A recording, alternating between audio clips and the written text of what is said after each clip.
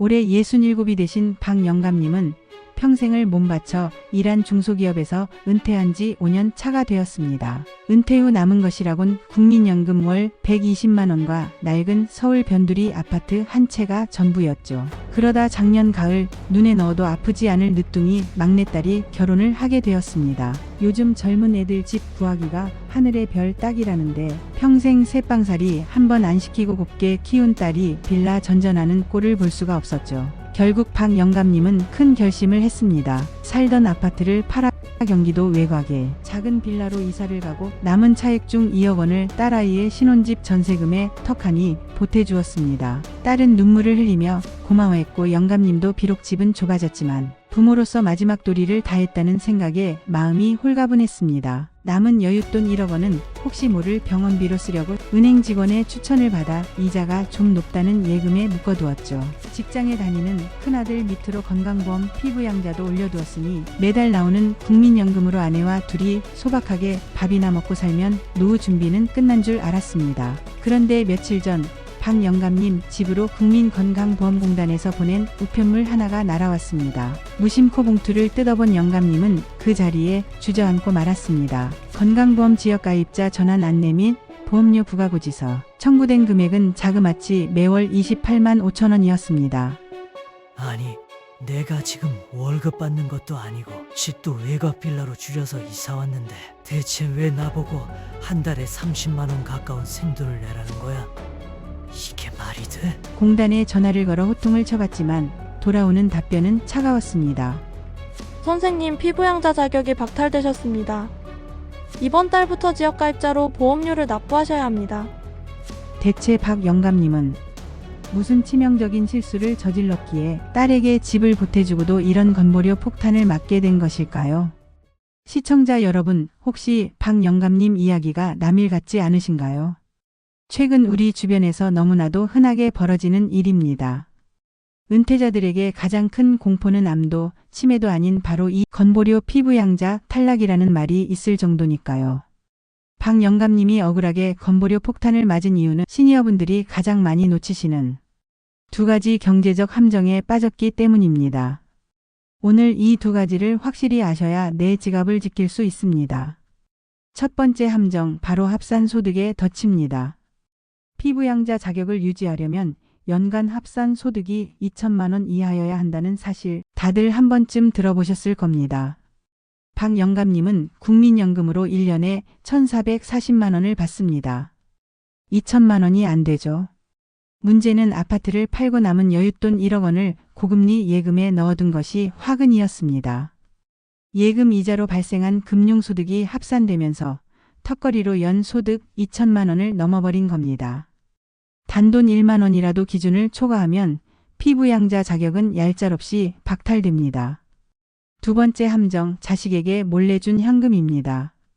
박 영감님은 딸에게 전세금 2억 원을 줬습니다. 그런데 국세청이나 건강보험공단이 이 사실을 알아서 빼줄까요? 아닙니다. 박 영감님은 증여세 신고를 하지 않고 그냥 딸의 통장으로 돈을 이체해버렸습니다. 이럴 경우 국가의 전산망에는 그 돈이 여전히 박 영감님의 재산으로 잡혀 있을 확률이 높습니다. 집을 팔고 통장에 현금이 꽂혔던 기록 때문에 재산 과세 표준 기준이 올라가 버린 것이죠. 결국 소득도 오르고 재산도 줄어들지 않은 것으로 처리되어 월 28만 원이라는 엄청난 지역가입자 건보료가 산정된 것입니다. 매달 연금 120만 원 받아서 아파트 관리비 내고 식비 쓰기도 빠듯한데 여기서 건보료로 28만 원이 뭉텅 빠져나간다고 생각해 보십시오. 노후의 삶이 한순간에 무너져 내리는 겁니다. 그렇다면 박 영감님처럼 억울한 일을 당하지 않으려면 혹은 이미 고지서를 받았다면 우리는 어떻게 대처해야 할까요? 지금부터 내 소중한 노후 자금을 지키는 아주 실용적이고 확실한 비법 3가지를 공개하겠습니다. 눈 크게 뜨고 집중해 주십시오. 첫째, 금융소득은 아내와 반드시 쪼개라. 은퇴 후 집을 줄이거나 퇴직금을 받아 목돈이 생기면 절대 한 사람 명의의 통장에 몰아두지 마십시오. 예금 이자나 주식 배당금 같은 금융소득은 1년에 1,000만 원이 넘어가면 건강보험료 산정 소득에 포함되기 시작합니다. 만약 1억 원을 은행에 넣을 거라면 남편 명의로 5천만 원, 아내 명의로 5천만 원을 나누어 예금하십시오.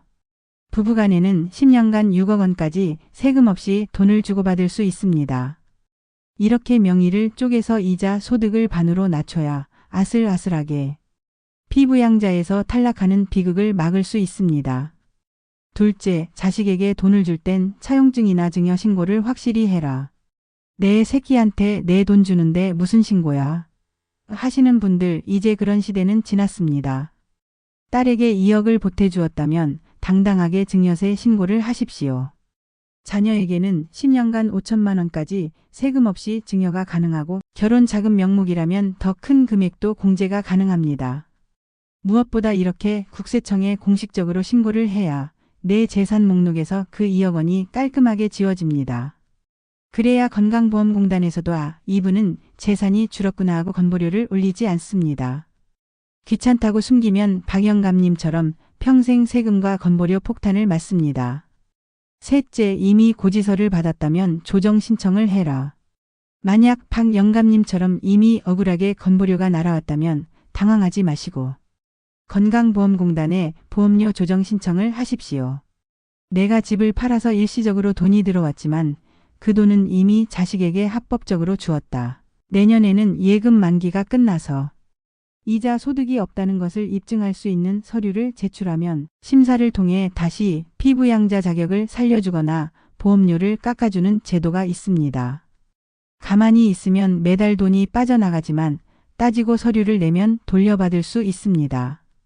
시청자 여러분, 은퇴 후에 10만 원, 20만 원은 젊을 때의 100만 원보다 훨씬 더 큰 피 같은 돈입니다. 자식 사랑하는 마음은 대한민국 어느 부모나 똑같습니다. 하지만 내 노후의 방패인 건보료 피부양자 자격마저 위태롭게 만들면서까지 자식을 돕는 것은 결코 지혜로운 방법이 아닙니다. 오늘 알려드린 재산 쪼개기와 정당한 신고 원칙 꼭 기억하셔서 억울하게 피 같은 생돈이 나가는 일이 없으시기를 바랍니다. 박 영감님의 사연과 해결책이 도움이 되셨다면 구독과 좋아요, 알림 설정 꾹 눌러주십시오. 주변에 비슷한 고민을 하시는 친구분들이 있다면 카카오톡으로 이 영상을 공유해 주시면 더 큰 도움이 될 것입니다. 그럼 저는 다음 시간에도 여러분의 소중한 노후, 자금을 철통같이 지켜드리는 알짜배기 정보와 사연으로 다시 찾아오겠습니다. 인생경제 시청해 주셔서 감사합니다.